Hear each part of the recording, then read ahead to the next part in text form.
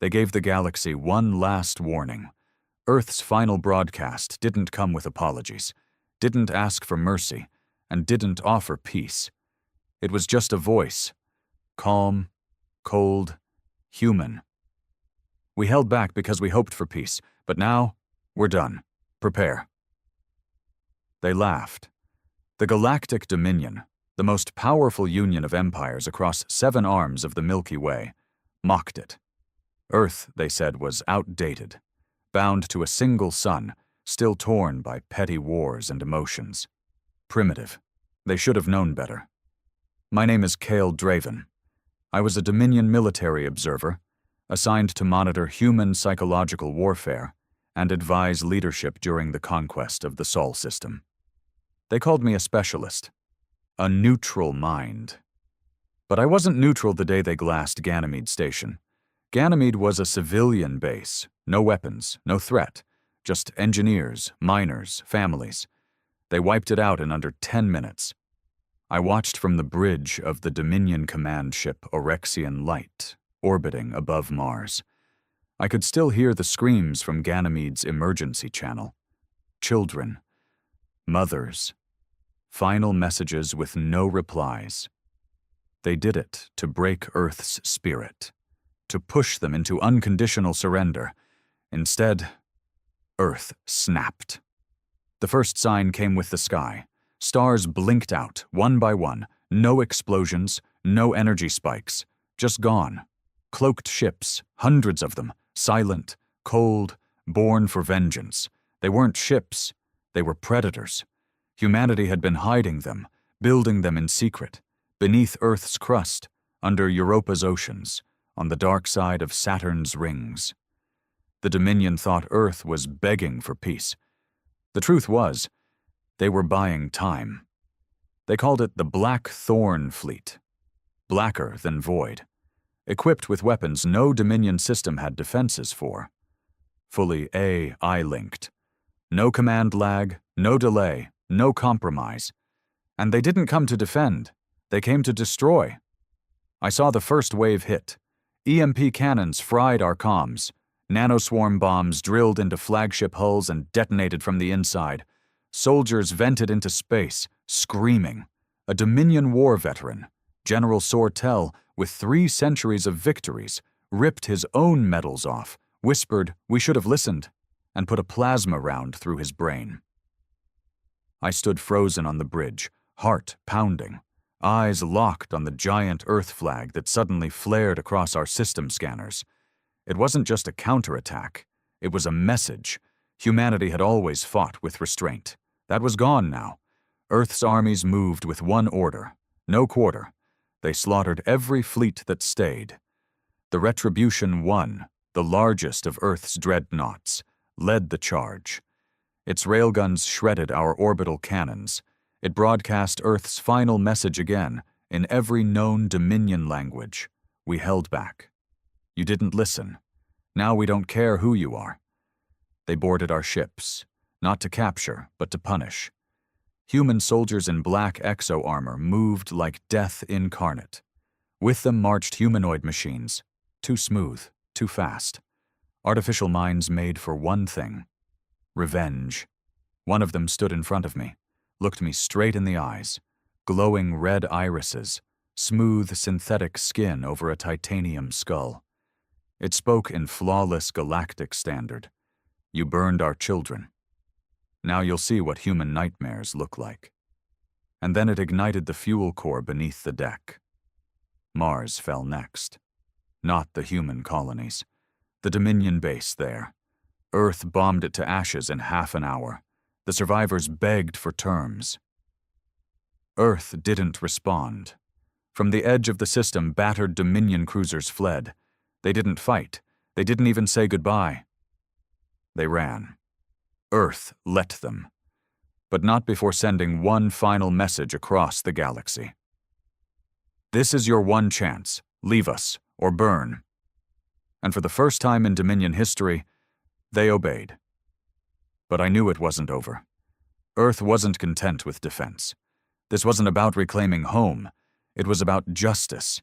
For every silent death on Ganymede, for every child left floating in frozen debris. Earth was coming, for all of them. And I, Kyle Draven, was going to see it happen. They thought humans were weak because they cared. But now that they stopped caring, it was war without mercy. We didn't even bury the dead. There were too many.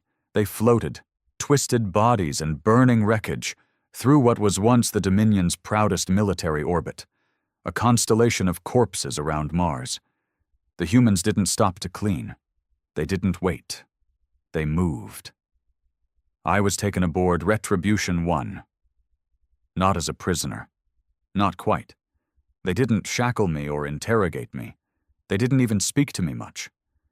A single Terran commander, her voice quiet, had simply said, "You're going to watch." That was it. The ship itself was like nothing I'd ever seen. No polished chrome or noble banners.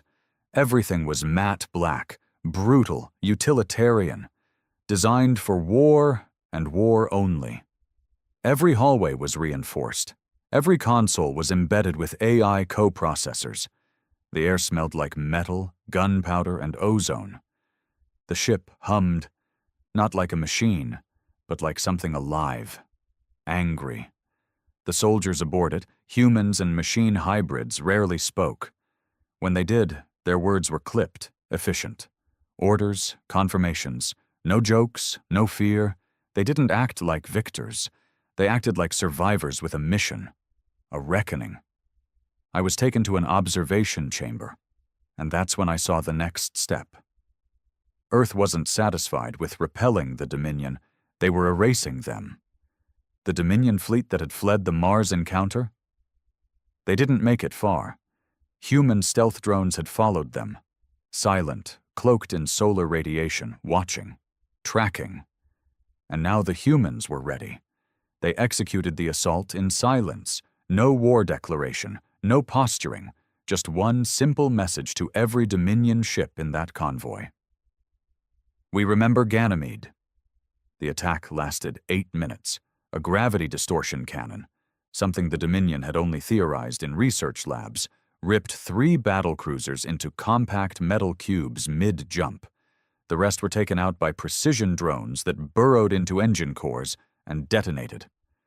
From where I stood, I watched it all happen in real time across tactical feeds.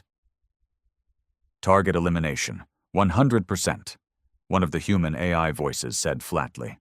And then they moved to the next fleet. I looked at the humans operating the mission, and what hit me hardest was the lack of joy. No celebration, no cheers, just cold precision. They were angry, but it wasn't rage anymore. It was something colder, ruthless. They weren't just fighting the Dominion.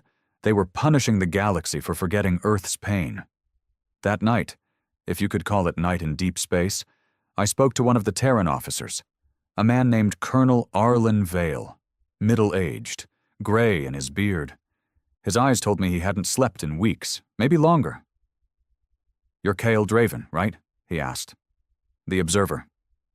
I nodded. Still breathing. He didn't laugh, just stared out the window into the void, arms crossed. "You were there when Ganymede fell?" I swallowed. "I heard it. I couldn't stop it." "I lost my sister there," he said simply. "She was pregnant, 26, engineer, wanted to build schools on Europa." I started. He cut me off with a hand. "Don't apologize, just watch." He pointed to the next battle projection on the wall.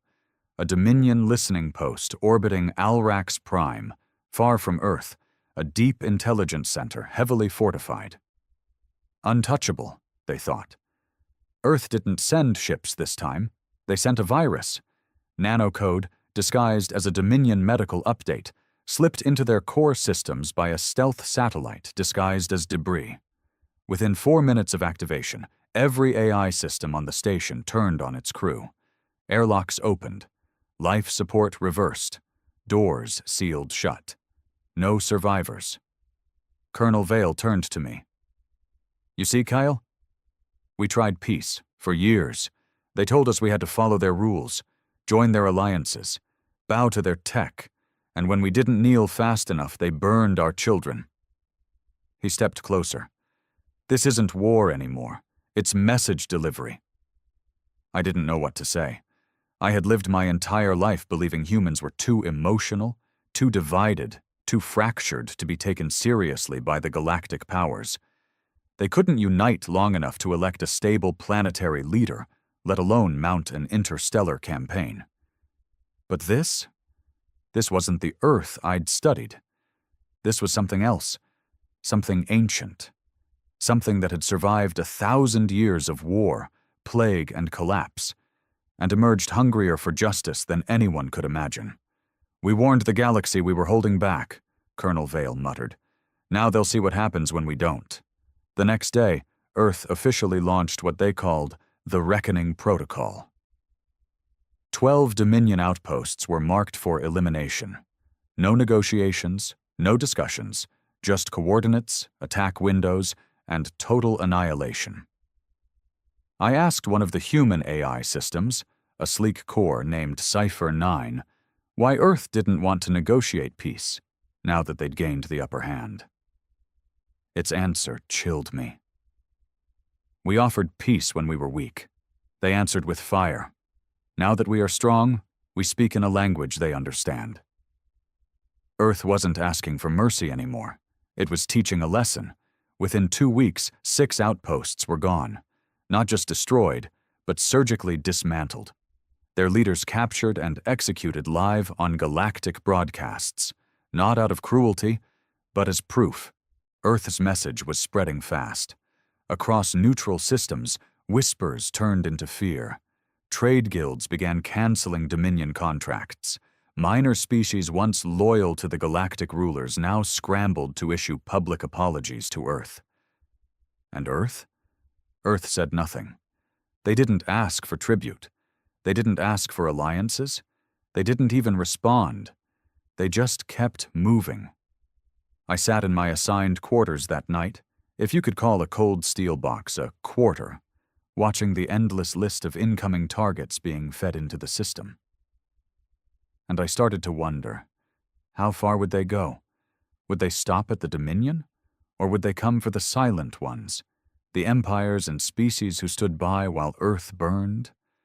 Those who could have intervened but chose silence instead? And what about me? I had spent my life studying human weakness, explaining it, writing reports about their instability, their chaos, their lack of unity. And now I was watching them outthink the Dominion, outfight them, outlast them. I was watching the species I underestimated become the most terrifying force the galaxy had ever seen. Colonel Vale found me again in the observation deck, sometime around what the humans called mid-cycle. He lit a small cigar. The scent of it reminded me of Earth's old war documentaries. Smoke, grit, leather, and loss. "You think we're going too far?" he asked without looking at me. "I don't know what far looks like anymore," I replied honestly. He exhaled slowly. "That's the point." I waited, but he said nothing more. When he left, I stood alone in the dark, watching the war unfold across dozens of screens. And deep inside, a part of me understood. Humanity had asked for peace, and the galaxy had responded with fire. Now the fire was coming back. And this time, it wasn't to warm or warn. It was to burn everything that stood by and watched them suffer. I didn't sleep much anymore. Not because I was afraid, though there were moments, but because I couldn't stop watching. From the observation deck of Retribution 1, Earth's vengeance was on full display across dozens of screens, all updated in real time. This wasn't war. It was systematic extinction. Controlled, calculated, and deliberately cold. The galaxy had never seen anything like it. And yet, the humans didn't cheer. There were no parades, no songs, just orders, confirmations, and silence. We reached the edges of the Hrax system 2 days later. A Dominion-controlled territory populated by 3 colony moons and a single military garrison on Hrax Prime. Nothing special strategically, but it had a darker history. Ganymede survivors had been traced to it. A convoy of escapees that had fled the initial blast site had supposedly passed through there. They never made it to Earth. The last known transmission was intercepted by the HFY outpost. The signal was cut mid-sentence. When Earth's forces intercepted logs from the outpost, they learned what happened. The convoy hadn't just been ignored, it had been captured. Civilians were turned over to Dominion agents for questioning, meaning torture. Some were handed over to local militias to ease local tensions, which was the Dominion's code for sanctioned execution. Earth didn't say a word. They just moved. On approach to HFY Prime, Earth sent out a localized signal on open broadcast. To the Dominion garrison of HFY Prime, you participated in the erasure of our people. You turned away the desperate. You watched them die, and so now you will watch your legacy burn. No quarter. The signal played once, then came the thunder. 10 human dropships broke atmosphere at once, faster than anything the Dominion had ever clocked before. Within 6 minutes, orbital defenses were shattered. Their defense grid, once considered among the most advanced in the mid-sector, went dark. Earth had cracked its encryption with little more than a whisper. From Retribution 1, I saw the clouds over HFY ignite, not with fire, but with disassembly. Orbital cannons mounted with antimatter warheads didn't strike targets. They struck the atmosphere itself. Deconstructing it at a molecular level, air turned to plasma, skies melted into chaos. HFY Prime didn't just fall, it withered. They left the Central Command bunker intact. And then they landed. I was on the dropship with Colonel Vale. "You're letting me come?" I asked, surprised. "You want to see the truth," he replied. "This is where it lives." The dropship doors opened over what was left of the outpost. The ground was scorched black. Twisted structures reached toward the gray sky like skeletons. Bodies, Dominion officers, soldiers, and civilians littered the streets. No looting, no random destruction. The destruction was surgical. Terrifyingly so. We walked in silence toward the main garrison, surrounded by a dozen Terran soldiers. They wore black reactive armor, faceless, emotionless. Each carried rifles longer than my arm, and their fingers never left the triggers. Inside the command center, we found them. 3 Dominion commanders, chained to their own chairs. Bloodied. Bruised. Not dead. Colonel Vale approached without a word. He pulled a data chip from his jacket and slotted it into the main console. The screen lit up with intercepted footage. Ganymede survivors, bound, screaming, being loaded into cells. One woman begging in Galactic standard, "Please, my son is sick. We only want to reach home." The feed showed one of the commanders, now sitting before us, nodding casually and ordering her silence. The footage continued, executions, one by one, in the snow outside the outpost, smiles on the guards' faces, the woman's voice again, weak and fading. "Please, someone—" Then silence. Colonel Vale turned away from the screen and faced the commanders. "We gave the galaxy a chance," he said softly. "We asked to be left alone, and when they burned us, we asked again. Nicely, quietly." He stepped forward, kneeling so he was eye level with the middle commander. "You knew they weren't soldiers. You knew they were just trying to get home." "They were illegal refugees," the commander muttered through split lips. "Protocol—" Vale's pistol was in his hand before the sentence finished. The shot echoed off the metal walls, blood splattering across the floor. The other 2 flinched but said nothing. "Protocol," Vale muttered. "That's what they always say when they want to feel clean." He holstered the weapon and turned to his men. "Finish them, then torch the bunker." We were back on the ship an hour later. I should have been sick. I should have protested. I'd lived my life on the premise that justice and cruelty had to be separate things. But now, I wasn't sure anymore. These weren't random slaughters. Every target Earth hit had earned it. That was the scariest part. This wasn't genocide. It was retribution. I was in my bunk later that cycle when a ping came through on my tablet. A private message, encrypted, but not by Earth. It was from a contact back in Dominion space, an old friend, a fellow analyst. Kyle, they're coming for the core worlds next. They've already wiped out 6 fleets. Entire council is in panic. There's talk of surrender, full, unconditional, but it may be too late. Attached was a file, black box data from a ship destroyed in the Lyros Belt. It showed the aftermath of another Earth assault. No weapons, no screaming. Just silence. A small Terran vessel had landed on the deck of a Dominion battleship during what was supposed to be a ceasefire inspection.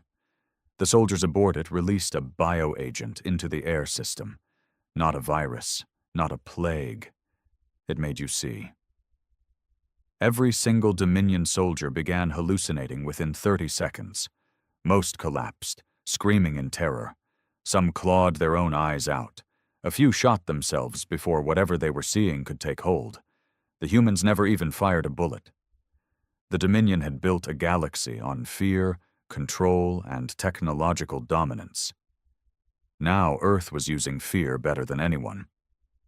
I walked the halls of Retribution 1 after that, unable to shake what I'd seen.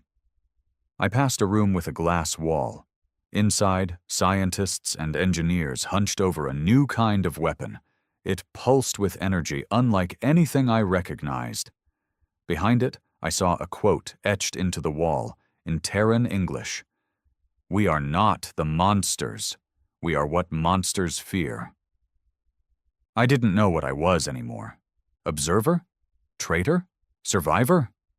All I knew was this. The galaxy had poked the wrong species one too many times, and now it was bleeding. They used to say the core worlds were untouchable. That was the Dominion's pride, its glimmering jewel planets, spaced across the galactic center, surrounded by asteroid belts, defense rings, and star-forged fortresses built from the remains of collapsed suns. The oldest civilizations thrived there. Billions lived under the illusion of peace bought with silence and blood. No war had touched the core in over 3,000 years. Until Earth arrived. It began with static. Dominion communications started going dark, one relay station after another. No explosions, no confirmed kills, just eerie silence, followed by deep void on every channel. The Council didn't panic at first. They assumed it was sabotage, internal disruption, maybe pirate interference. But Earth knew how to send a message. The first real sign of the reckoning came on Kairos Prime, the administrative capital of the Inner Dominion. No weapons were fired. Instead, every screen on the planet lit up with a message in Terran Standard. White letters, black background. "We are not negotiating. You had your chance. This is not conquest. This is consequence." Then the city lights blinked off. Power grids failed. Gravity fluctuated. The artificial climate system began to collapse. By the time Dominion engineers attempted to respond, they discovered the horrifying truth. Earth had been there for years. Microsatellites, the size of grains of sand, had been drifting through Dominion airspaces, slipping through filtration systems, embedding themselves in infrastructure. Every sensor, every camera, every data link. Earth hadn't just arrived. They had been watching the entire time. They knew where the commanders slept, where their children were sent for schooling, where escape pods were hidden, where the defense systems had blind spots, where the deep code kill switches were located. Kairos Prime never stood a chance. No bombs were dropped, no soldiers deployed. Earth collapsed the planet from the inside. I watched from the operations center on Retribution 1 as the entire city crumbled in on itself. Glass towers folding like paper, maglev lines spiraling into flames, the sky itself tearing with overloaded atmospheric generators. Death toll, 2.8 million. No warning, no survivors. Even I, Kyle Dreven, once proud analyst of Dominion psychological ops, felt a chill that wouldn't leave me. This wasn't war, it was surgical annihilation.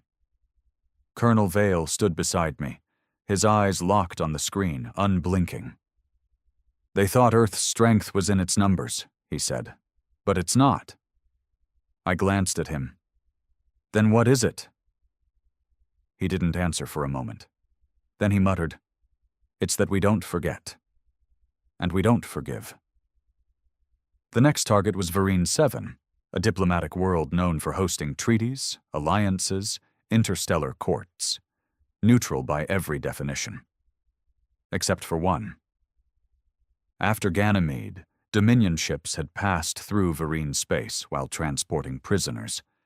Earth had sent requests, pleas for intervention. Sanctuary. The Vereen High Tribunal declined. They cited neutrality. They refused Earth's convoys asylum. Their silence condemned thousands to death. So Earth responded in kind. Retribution 1 didn't lead this assault. Another ship did. Judgment Dawn. Smaller, faster, less armored, but it wasn't there to fight. It was there to broadcast. From orbit, the ship used its deep penetration sonar fields to turn Vereen's surface into a symphony of destruction. Buildings didn't explode. They vibrated themselves apart. High-pitched frequencies drove civilians into seizures. Entire cities buckled from harmonic collapse. Brains ruptured from the inside out. All streamed live. Earth didn't look away this time. And they made sure no one else could, either. Thousands of systems across the galaxy were forced to watch. Earth's message played between each wave of devastation. You could have stopped it. You didn't. So now, you don't get to stand behind your neutrality. The galactic community began to fracture. The Dominion had ruled for millennia with fear and control. But Earth wielded something far more dangerous, righteous rage. Empires that once backed the Dominion quietly pulled their fleets inward. Civil wars erupted in fringe colonies as citizens began demanding reparations or cutting ties entirely. Entire trade alliances fell apart in hours. No one wanted to be Earth's next target. And Earth? Still said nothing. They weren't building coalitions. They weren't issuing demands. They were simply executing names on a list. One by one. Back aboard Retribution 1, I started noticing a change in the crew. They weren't tired. They weren't hesitant. But something in them was hollowing. There was a man named Reyes, one of the lead comms officers. A soft-spoken guy from what I gathered. I passed him one morning and asked how he was holding up. He looked at me, eyes sunken, voice dry, and said, "It doesn't feel like winning. It feels like burying ghosts." Later that same day, he blew his own brains out in the mess hall. No one spoke during the cleanup. No one needed to. That night, I reviewed old Dominion files, footage from Ganymede, surveillance, hidden reports from whistleblowers. It wasn't just bad, it was sickening. Executions streamed live to elite Dominion clubs for entertainment. Children turned into experimental subjects by off-book science divisions. Earth had begged for assistance. The Dominion had made a show out of ignoring it. I saw one clip that stayed with me. A young girl, maybe 9 years old, clinging to her brother as Dominion soldiers tore him away. She kept screaming, "Please, he's all I have left." The camera cut out after that, and I knew why Colonel Vale no longer spoke about peace. By the end of that week, another core world fell. Zathara, a world so proud it called itself the Voice of Order.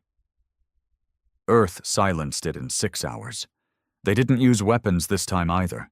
They used memory, Every network on the planet was overridden with personal accounts, voices from Earth, survivors of Ganymede, Europa, the destroyed convoys, women weeping, men screaming, children whispering about the stars they saw while floating in the cold. Zathara's own population turned against its leaders. Riots erupted. Government buildings were overrun. Earth didn't need to fire a shot. They just reminded people what their silence had cost. Colonel Vale watched the chaos unfold from the bridge. "This isn't justice anymore," I said quietly. He turned to me. "No." "Then what is it?" His voice was calm. "Balance." I realized then Earth didn't want to be the Dominion. They didn't want control. They wanted the scales to tip, finally, after centuries of bleeding. And if they had to burn every system that had once closed its eyes to do it, they would. A day later, a transmission came through from the Dominion Council. First contact in weeks. Their message? "We surrender. Unconditionally. Please stop." There was a pause on the bridge. Everyone turned to Colonel Vale. He stared at the screen for a long time before responding. "We heard you." Then he cut the feed. Earth wasn't interested in apologies, not yet. Not until every ghost had been laid to rest. They surrendered, unconditionally, fully, desperately. But Earth didn't stop. I was there, standing on the bridge of Retribution 1, when the message arrived from the Dominion Council. The highest ruling body in the galaxy, reduced to stammering diplomats and frightened bureaucrats, begging for mercy they had never shown to others. They even used the word, "please." Colonel Vale watched the message play in silence.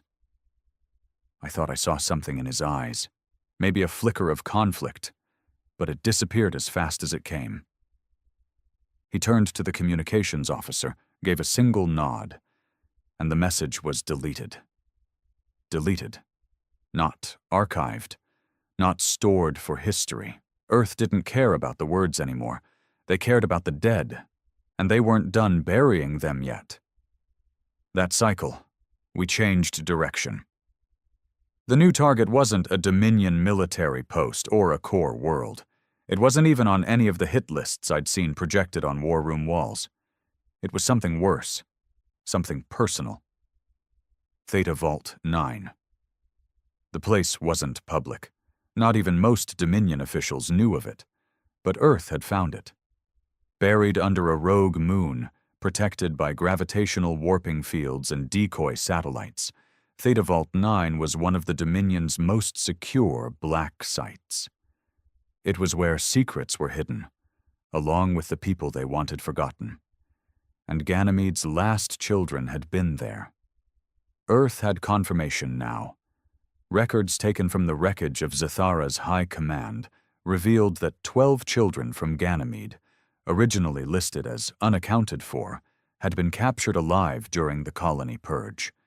They were transferred to Theta Vault 9 for long-term intelligence value. Translation: experiments. Colonel Vale didn't give a speech this time. He didn't need to. We dropped out of hyperspace 3 million kilometers from the vault. No approach, no warm-up, just deployment. Earth used a weapon I hadn't seen before. A sphere. Small, black, and silent. It was launched from the belly of Retribution 1, drifting toward the moon like a raindrop through space. When it made contact, it didn't explode. It whispered. A pulse spread from its core, silent, invisible to the naked eye, but every Dominion system it touched folded in on itself. Firewalls disintegrated. Defense platforms turned their guns inward. Artificial gravity reversed for 8 seconds and crushed every object not bolted to the floor. We landed 30 minutes later. I was allowed to join the boarding team again. Maybe they thought I'd seen enough by now that I wouldn't flinch. Maybe they wanted me to keep watching because that was my punishment. My slow transformation. The corridors of Theta Vault 9 were covered in shadows and smoke. The air smelled like burned oil and rotting flesh. We moved past dead guards, their expressions frozen in fear and pain, limbs contorted in impossible directions. Some had bitten off their own tongues, others clawed their own faces. "Neural inversion field," one of the Terran officers said. "Scrambled the fear centers of their brain. Made their survival instincts eat themselves alive." No pity in his voice. No disgust, just facts. We found the first child's body in a glass cell. Small, thin, wrapped in synthetic blankets. Eyes wide open, staring at nothing. Next to him, a wall covered in crayon drawings. Planets, stars, a tall woman with Earth military insignia drawn on her chest. A mother figure, maybe. Someone who promised to come back for them. She never did. Colonel Vale stood in the doorway, fists clenched so tight his knuckles were white. His jaw trembled, but he said nothing. He moved to the next room, and the next. 9 of the 12 children were confirmed dead. We found their records, autopsies, medical tests. Some were labeled non-viable. The remaining 3? Missing. Files marked transferred to Project Ashglass. The location: Arkan's Wake, another ghost, another name that even I hadn't heard in my time working for the Dominion. Arkan's Wake was an abandoned planetary shell deep in the gravitational fields of a neutron star. It had been ruled uninhabitable decades ago, but Earth had already begun plotting the coordinates. Vale turned to his second-in-command, a grim-faced woman named Captain Nia Rowland. "Launch Black Spear Protocol," he said. She nodded. "Full force?" "All of it." I later learned what Black Spear was. It wasn't just a mission. It was judgment incarnate. Earth's most elite soldiers, biologically enhanced, cyber-linked, trained from birth. These weren't the angry remnants of Earth's past wars. These were the new breed, purpose-built for vengeance. I returned to my quarters that night and sat staring at the blank walls, hands trembling. Earth wasn't just punishing now, they were hunting. They didn't want surrender. They wanted the rot excised. They were tearing through the Dominion like a surgeon with a blade and a grudge. The next day, Earth's fleet left Theta Vault 9 in ashes. No salvage, no survivors. They imploded the moon, its core destabilized in under an hour, crushing the facility under 10,000 tons of rock and boiling gas. It was gone, erased, and the message was clear. To the galaxy: if you hit our children, we'll find you. If you touched them, we'll end you. From orbit, I watched the moon crack apart, lit by internal plasma, and I thought of the girl from the footage, the one who'd clung to her brother and begged for help no one gave her. I didn't know if she had survived. But I knew this. Someone in Earth's command still remembered her name. I began to question what I was becoming. I had once prided myself on logic, on detached analysis. I'd studied war, politics, and psychology from a safe distance. But now I couldn't look away from the vengeance unfolding around me. Worse, I didn't want to. There was a satisfaction in the justice Earth delivered, even when it came bathed in blood. And that terrified me. I was no longer an observer. I was a witness. And soon, I knew I'd be a participant, whether I chose to be or not. I didn't think Earth had more wrath left in it. But Arkan's Wake proved me wrong. The place was supposed to be a dead rock, gravity warped, torn apart by stellar radiation, and long abandoned by any sane species. No colonies, no settlements, nothing but a jagged corpse of a world drifting near the event horizon of a collapsed neutron star. But the Dominion had hidden something there. Project Ashglass. That's where the last 3 Ganymede children had been sent. We didn't know what Ashglass was. The files we pulled from Theta Vault 9 had been fragmented, corrupted, possibly even deliberately by retreating Dominion forces. Earth's AIs, as good as they were, couldn't fully piece it back together. But there were words that stuck out like thorns. Psychogenic integration trial. Zero consent biofusion. Weapon class potential. In short, they weren't studying the kids anymore.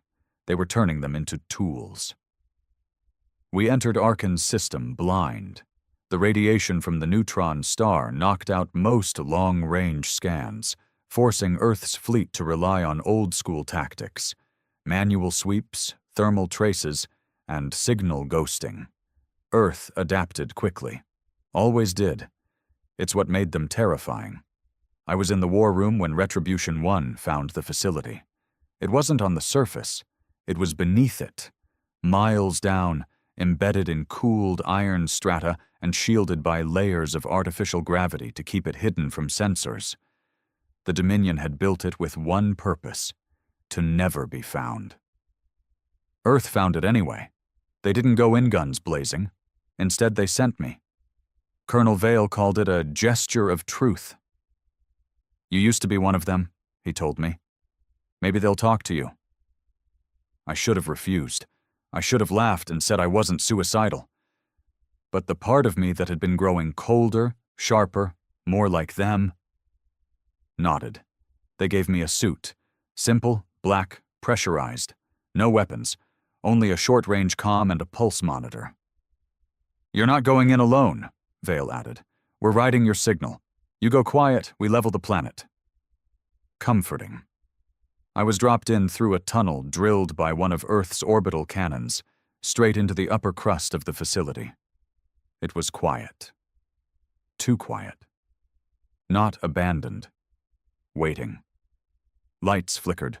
The air was stale, dry, carrying the sharp scent of chemicals and scorched circuits. I moved slowly, my breath echoing loud in my helmet. Every step felt like it might trigger a trap.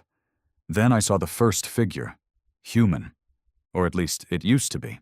The body was suspended inside a transparent tube filled with liquid. Skin fused with circuits. Eyes replaced with red orbs. The chest opened, revealing something pulsing, organic and mechanical at the same time. Name tag still on the collar: Dr. Celian Marek, Dominion Genetic Division. He'd done this, and he was dead, not by Earth's hand. The machine within his chest had torn him apart from the inside. I kept moving.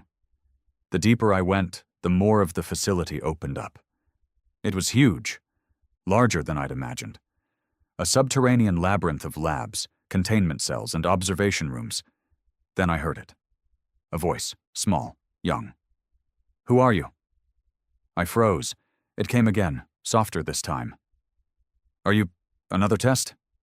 "No," I said aloud, trying to project calm.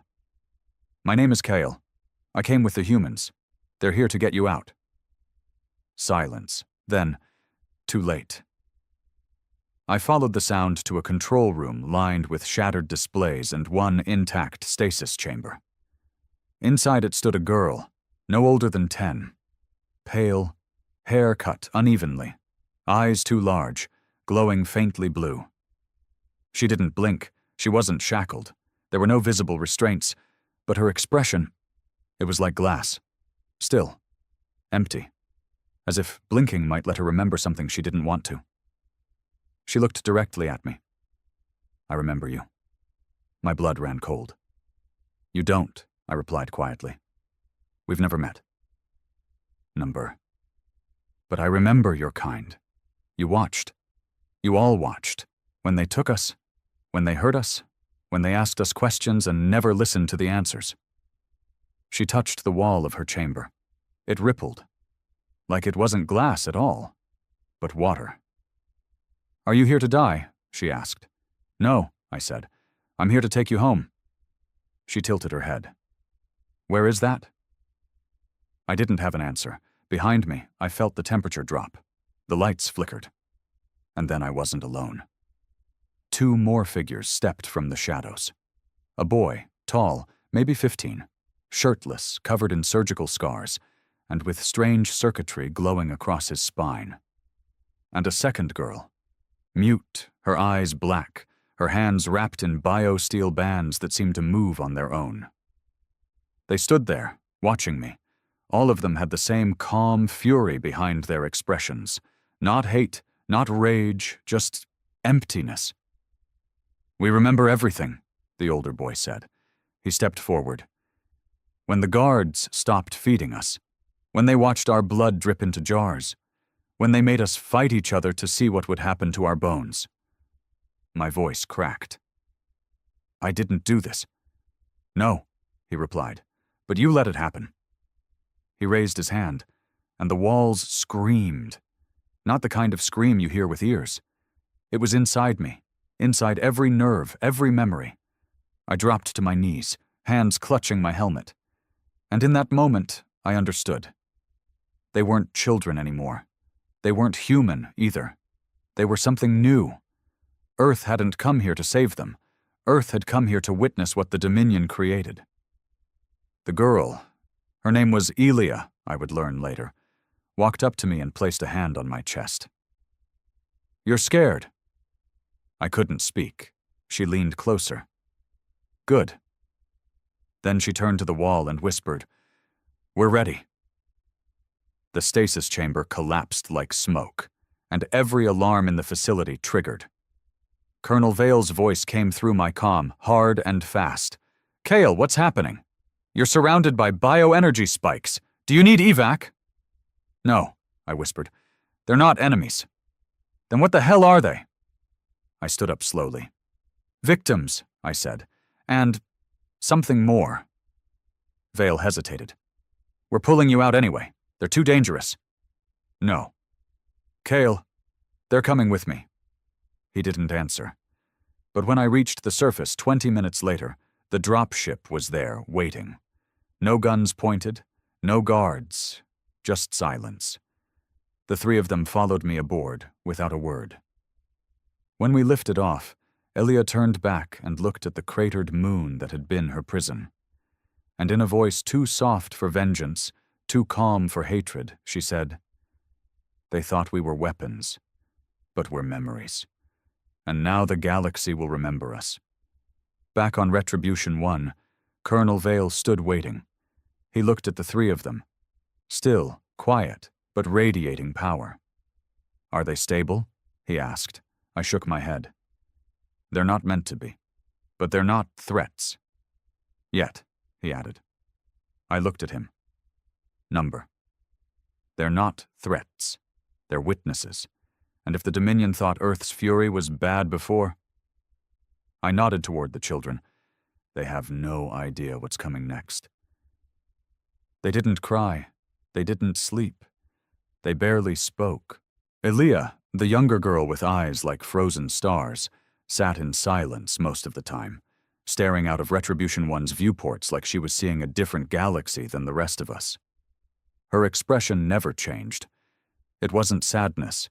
It wasn't anger. It was detachment. Like she'd already seen everything burn and was just waiting for the ash to settle. The older boy, Arik, rarely left the training bay. Not because he needed to train. He didn't. Earth's strongest soldiers couldn't lay a hand on him. One of them tried, early on, during a sparring drill. Arik didn't even move. The man's spine simply buckled. Clean. Silent. The medic said it was like gravity itself had folded inward for a fraction of a second, focused solely on that one man's core. The mute girl, Mira, was the strangest of all. She walked the ship barefoot, followed by a pair of drone orbs that didn't belong to any known Earth tech. When an engineer tried to examine one, it liquefied into his hand and then reassembled 10 seconds later behind his back. She smiled once during that moment. Once. The rest of the time, she wandered like a ghost. The crew tried to act normal at first. Orders were still issued, missions still planned. But everyone kept their distance. You could feel it, the tension. Not fear of the children? Not exactly. It was fear of what they represented. Proof that Earth's rage had arrived too late. We hadn't saved them. We'd simply found what was left.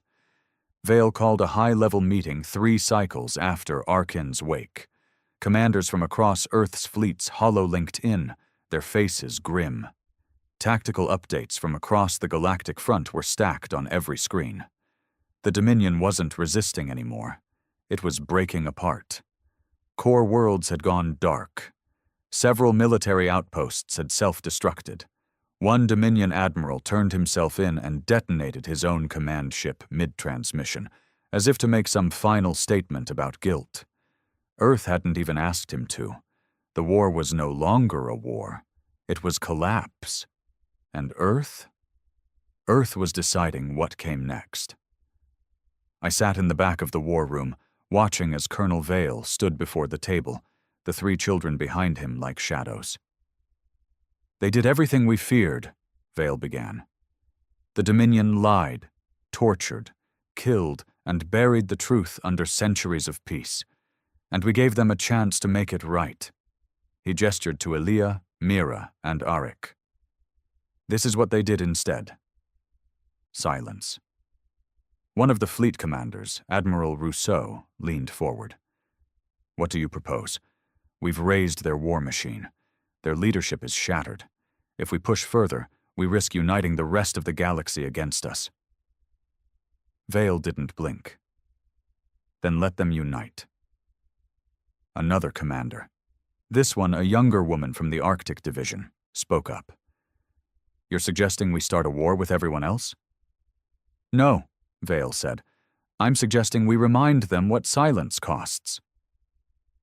That phrase hung in the air like a knife. I wanted to speak, to offer caution, but Elia stepped forward first. "She's right." Her voice was soft, controlled, but it stopped the entire room. "If you burn too long," she said, "you become the fire." Her hands were clasped in front of her. Still, formal. Too mature for a child. "I don't want revenge anymore," she continued. "We got that. But if you become them, if you crush worlds because they might be guilty, then there'll be more of us." She glanced at Mira, who was now sitting on the edge of the table, legs swinging gently, black eyes unblinking. More orphans, more ghosts, more monsters made in dark rooms. The room stayed silent. Colonel Vale looked at her, his jaw locked. Then he turned to me. "Kyle, you've seen more than most. Say something useful." I stood slowly. The attention in the room made my throat dry, but I spoke anyway. "Earth won. Not just militarily. You won the truth. The galaxy saw it all. The betrayals, the suffering, the footage, the confessions. You've been just in your fury." I let my words sink in. But now comes the test. Can Earth lead with that same fury and still be just? Admiral Rousseau nodded. "Because that's what's coming, whether we want it or not.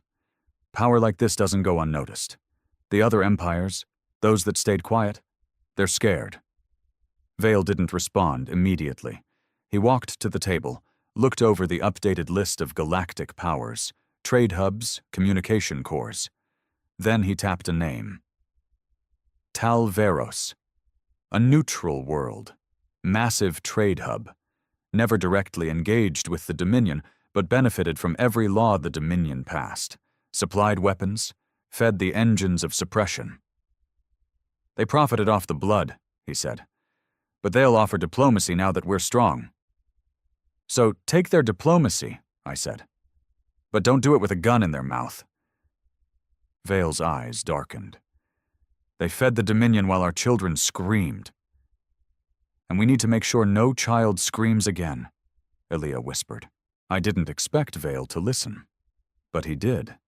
He ordered Retribution 1 to redirect toward Tal Veros, not for annihilation, for dialogue. The children remained silent as the order went through.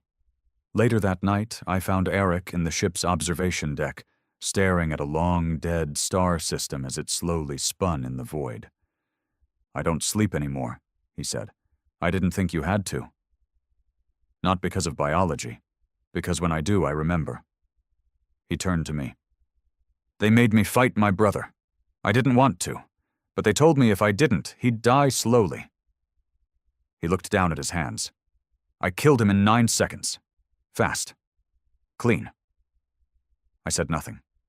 What could I say? He looked back out the window. If Earth becomes like them, I'll leave. Take Mira and Aaliyah and disappear into the black. We were made for surviving, but I won't be part of another machine. You won't have to be, I said. I hoped I was telling the truth. When we arrived at Tal Veros, the Planetary Council sent a delegation.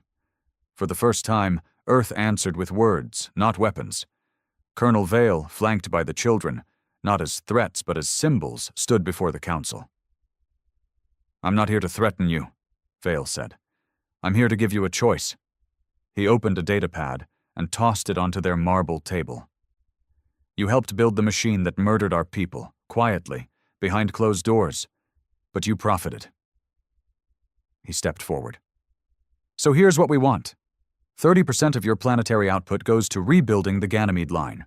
Medical aid, refugee processing, cultural restoration, no military, no credits. Care. The council hesitated. Vale leaned closer. If you refuse, we won't fire a shot. But we'll release every file, every purchase order, every transport manifest, every signature that links your world to Dominion war crimes. He smiled coldly. And then we'll leave, and we'll let your people decide what to do with you. That was Earth's new weapon. Truth. The council agreed, and so Earth left Tal Veros standing. Changed. Ashes didn't fall that day. No cities burned.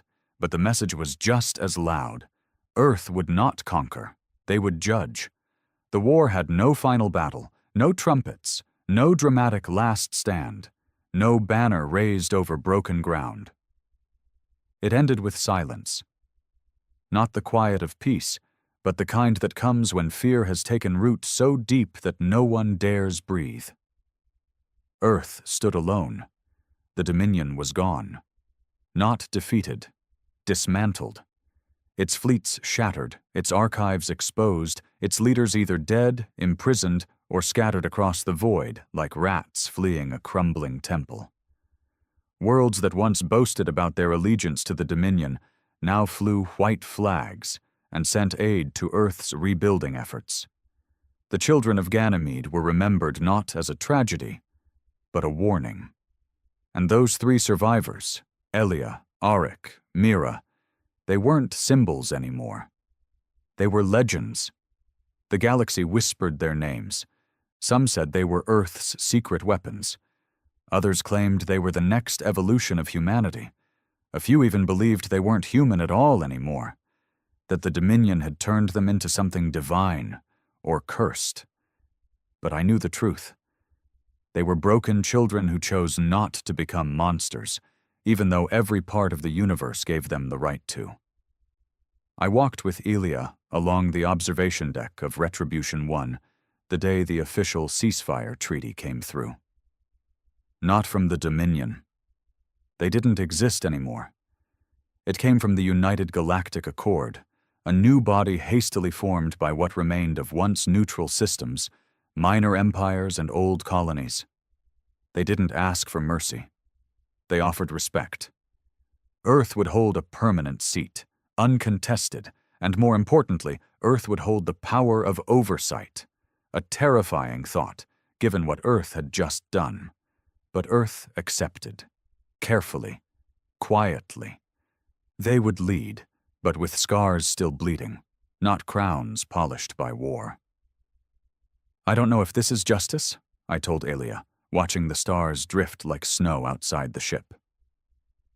It isn't, she said, but it's better than silence. She paused, her small hand pressed to the viewport. Do you ever wonder what it would have been like if the galaxy had listened sooner? All the time, I said. She looked at me, and I saw in her eyes something that hadn't been there before. Sadness, not anger, not detachment, just the weariness of someone who had survived too much. There's a planet, she said. They found it out past the rim. No name yet, just trees, water, no cities. I asked Colonel Vale if we could go there. I blinked. You want to leave? She nodded. Mira said she's tired of hearing screams in her head. Auric. He won't say it, but I know he's afraid of what he could become. She turned away from the stars. I think we all are. Colonel Vale approved the departure 2 cycles later. Earth didn't argue. The children had given them too much already. They deserved something back. A fleet escorted them to the edge of known space. No ceremonies, no cameras, just silence, just respect. As the ship disappeared into the void, I felt something shift in me, something I didn't know I was still carrying. Hope. But that wasn't the end. Not for Earth, not for me. Rebuilding began slowly. The war left scars too deep for diplomacy to patch. There were still threats, opportunistic pirates, former Dominion admirals trying to resurrect the past, smugglers trafficking pre-war tech. But Earth didn't respond with fire anymore. They responded with witnesses.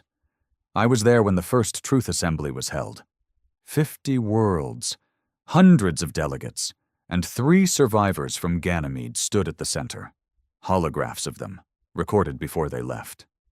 Not to blame, but to remind. Earth released every file they had gathered during the war, every atrocity, every lie, every signed document that led to suffering. And then they said, "We won't punish you, but we won't forget. If you stay silent again, it won't be Earth you'll answer to. It will be your own people." It worked. The galaxy changed. Small systems began self-regulating. Populations that once bowed to overlords started holding trials. Truth spread, not by conquest, but by fear of what Earth had proven it could become. Colonel Vale retired soon after. He didn't announce it. He simply vanished from command, his record marked with a single phrase, "Mission fulfilled." Some said he went back to Earth. Others said he joined the children in exile. I don't think I'll ever know. As for me, I was offered a position in Earth's new coalition oversight force, an advisory role, half political, half intelligence. I declined. I didn't want to be a voice of caution anymore, or complicity. Instead, I returned to Ganymede.